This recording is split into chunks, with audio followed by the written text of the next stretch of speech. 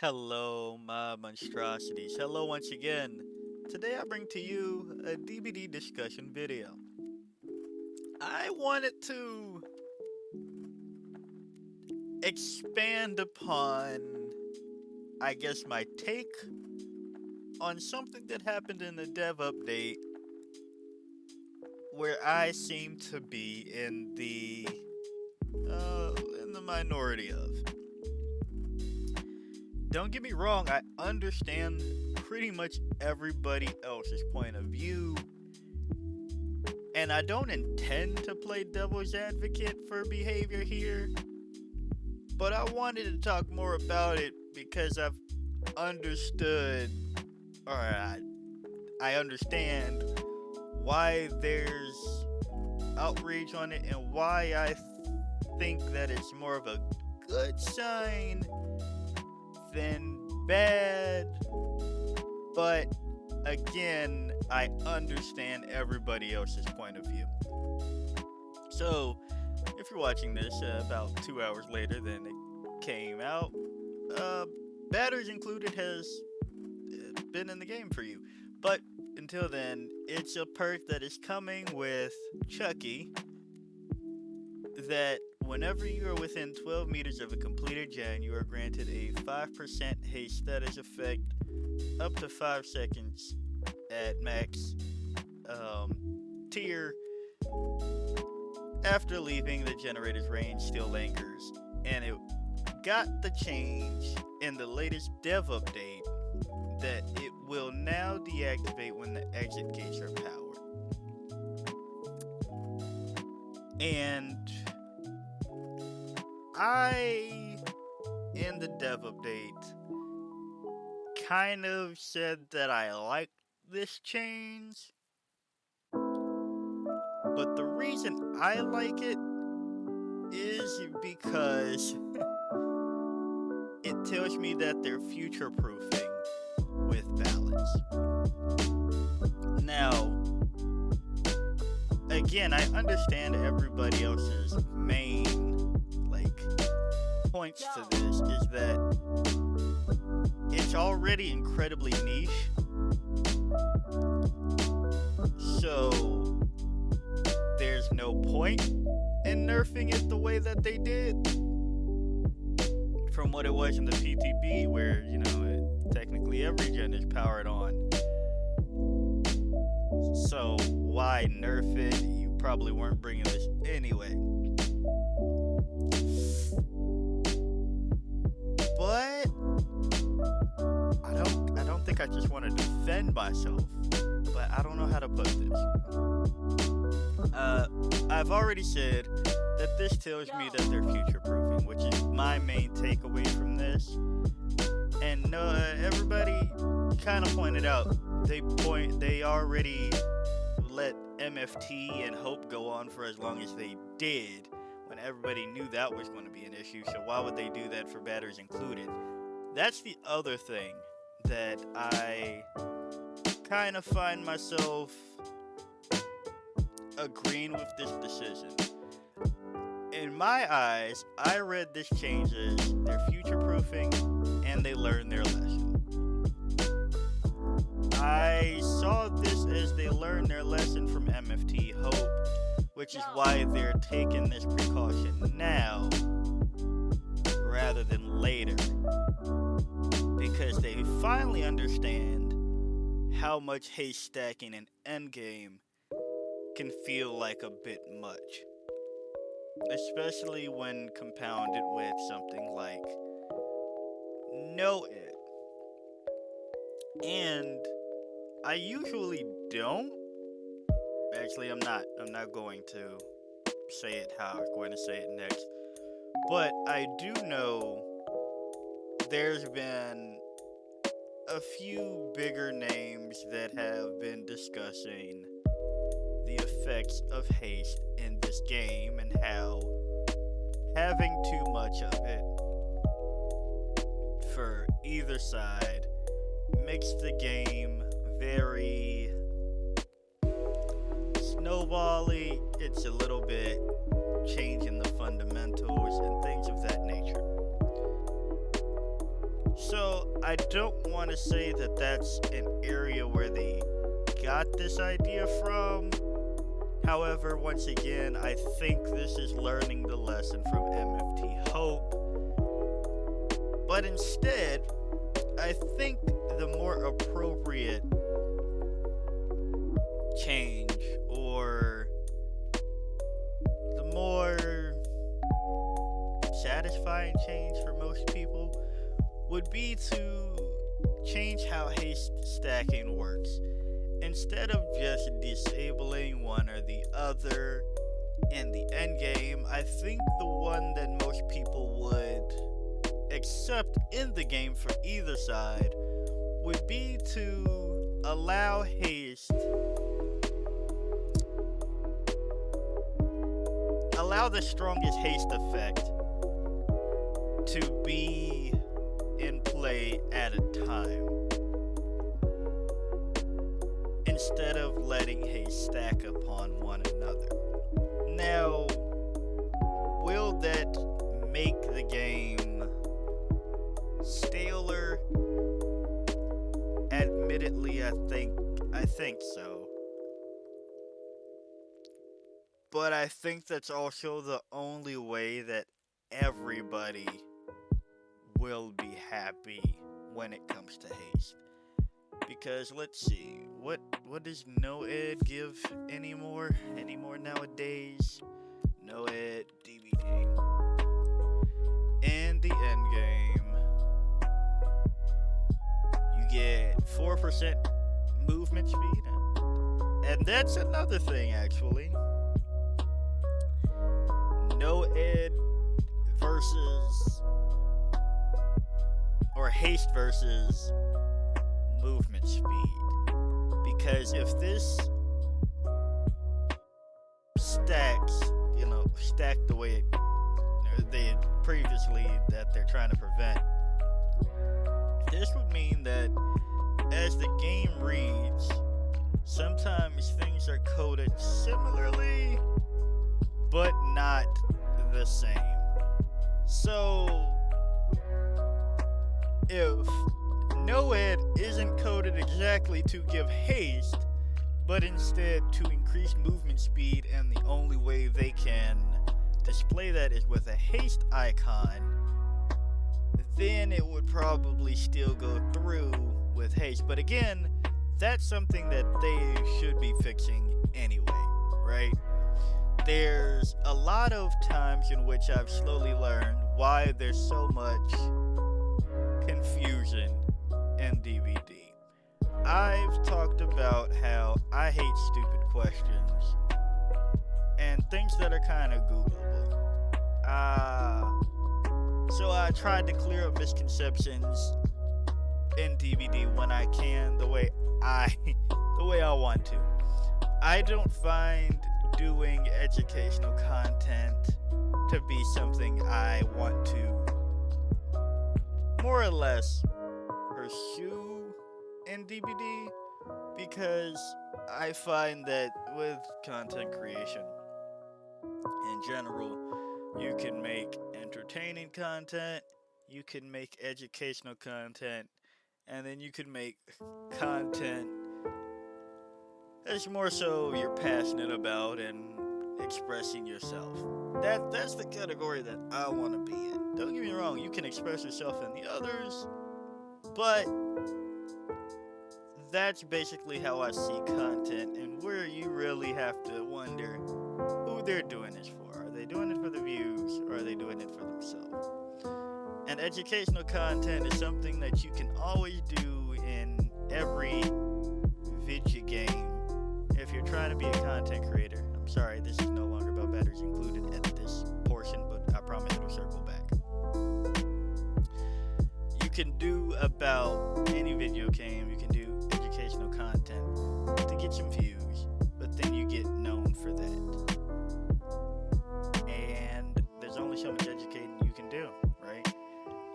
Personally, I don't want the crowd that comes with educational content per se, and the fact that introduces people coming to ask questions that you can just Google, and that's just not my way of teaching in life. I'll be honest.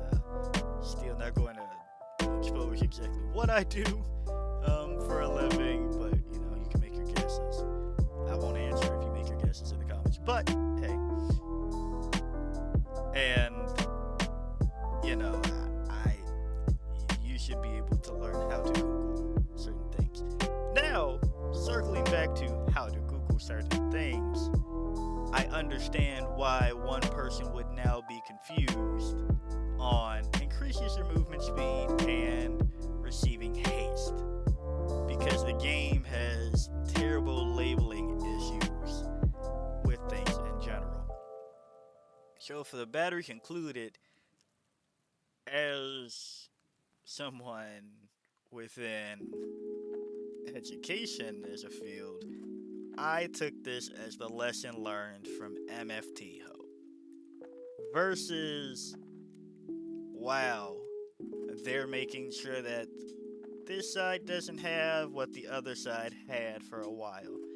And again, I'm not saying you can't take that away. I'm not going to defend the devs on that one, because yes, everybody did say, but you're going to let MFT Hope through, and there's already infinites in the game. So I think the proper course of action would be to criticize them for not listening in the past, and maybe also give them some criticism on letting this through in the PTB the first time without this disables once the exit gates are powered caveat that we haven't seen until the dev update. But I think it'll be okay in the sense that I don't think you're running it any less than you were before. Don't get me wrong. Okay, maybe I take that back. Maybe you are running this a little bit less than you were before. But in the sense that you weren't really running this before, right? I think we can all agree that this was already going to be niche. But man, they slapped it to make sure that it does not escape the realm of niche, right? I think we can all agree on that part. It's just like you are gonna be a niche perk and you're gonna like it. So I think that's where batteries included lies, right? I think that's where we're at with this one. And oh man, is it funny that this is the one that they hit? Other people were expecting them to hit the one that exposes somebody. I think it's Friends to the End. I don't remember Chucky's perks off the top of my head, because this is the one that I've seen a lot of discussion on. And a lot of the same take, right? A lot of the same take. But again, it's warranted. I'm not going to say you're wrong by any means, but I offered the perspective of them actually learning from mistakes. Because the way that I addressed this in the video titled, what did I title? I think I titled it something like Behavior is Doing Better with Balance, or Learning About Balance. Something like that. And yeah, I think that's another point where I said that they're doing better because they're learning what to let stack. And everybody's concerned about haystacking this. I'll be honest, not everybody's concerned about haystacking. I personally don't care about haystacking, more so of the ways to acquire it. So I think that's where everybody else also is critical of this, is because the way to get it, you have to be in an area that you don't want to be anyway. Most bad guy mains will tell you you shouldn't be chasing around a completed gen, right? I think we can all also agree on that fact that this is just rewarding you or making it a less bad of a play, right, than where you are. sometimes you can't help but have to go where a completed gen is. Because either they know that they want to run over there, so the survivors constantly reset in that area. But now you have some form of making this chase less bad for yourself. And I think this would be more so the. Oh. Is this the equivalent to MFT? Where you're kind of rewarded for bad play? No, that's still definitely NOED, but NOED can be cleansed on top of that. Actually, I have no clue, really, if anything will ever rival MFT. But I say that only in the sense that you are getting something out of being in a state, literally either a health state or a state of the game, where you don't want to be. More or less. Now, if it's the first gen that pops in the first 10 seconds as they do, and you are finally getting into a first chase because, you know, everybody brought this doors and then there's 3 on a gen that you never found, whoop the bam, whatever that may be. And then this pops and you go, alright, 5% haste to get that first chase down and done. Okay, cool. But then the reason that they give is that especially on smaller maps or when paired with other perks such as NOED, this got out of control at the end game, is one where I don't understand as much on smaller maps, or when on smaller maps is the main point that I think I can not give too much bailout. Because this also tells me that they aren't coding things for verticality anymore. Or they aren't making progress with coding for verticality. On smaller maps, the first one that I assume that they're talking about is Midwich. Did they say that expressly in here? Let me just double check.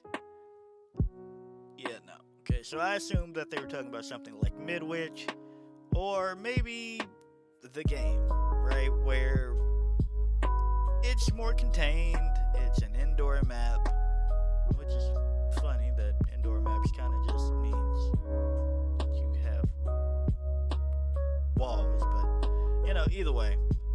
But they're 2-story, and the effects are going necessarily up and down. However, they've removed it for something like Skull Merchant drones, but they haven't, if I'm correct, they still haven't figured out how to address that when it comes to the anti-camping hook measures.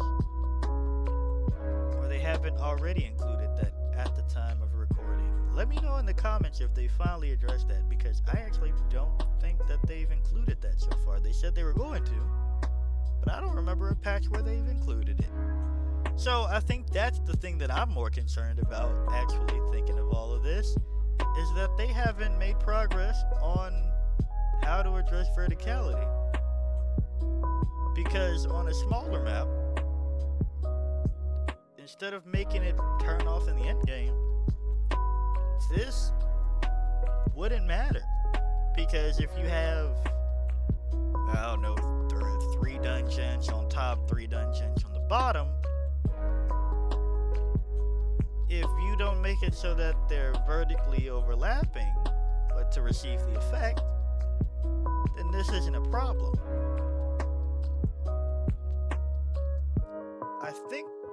I think that's where I'm disappointed with this. I think that this proves that they aren't, not proves per se, but I think this is an expansion into the fact that they aren't addressing how things work on multiple floors, versus the fact that haste stacking is something that people are concerned about in this video game. So I guess to wrap up everything that I wanted to say about this perks change is that, yeah, I'm taking it as they are future proofing and they learned their lesson from MFT Hope. However, I'm disappointed that they're not addressing verticality with perks more often. Meanwhile, everyone else has a right to be pretty upset that this already niche perk is getting like shoved even further into the niche category when it didn't need the hit that it's receiving based on us seeing an iteration of something that already wasn't going to work too strongly than it was before, and that haste stacking isn't as big as an issue for some things when it comes to the requirements to receive such haste. Because yeah, Nerfed is permanent until the totem gets cleansed, and let's be honest, if you run into Nerfed, it's kind of GG anyway. I don't think being 5% faster around a gen that's already completed was going to make the difference. So you're going 19% faster at max for both of them around a gen and while the totem's up. You know, I think that's a bit of a reach to say that that's where an issue might lie. However, hey, I guess, right? Like, I guess, because then you put, let's say you put on play with your food, right? And you got 9, 5, 14, and then what did I say for this? 4, so 18% more movement speed for a hit and an insta down, which feels bad. So, hey, I guess I understand, but I'd rather they take the strongest haste effect at one point in time is the solution that I think most people would let slide versus things, but you also limit how fun your game can be, right? So, I don't know. Tell me your thoughts more on, I guess, batteries included, but the grander discussion of how haste should play out in DbD, and if you think that my main concern of batteries included being the fact that they aren't working to future-proof how verticality works in this game is the valid concern. So yeah, if you like the video, like it, got a comment for me, comment, and until next time, peace out, my monstrosities.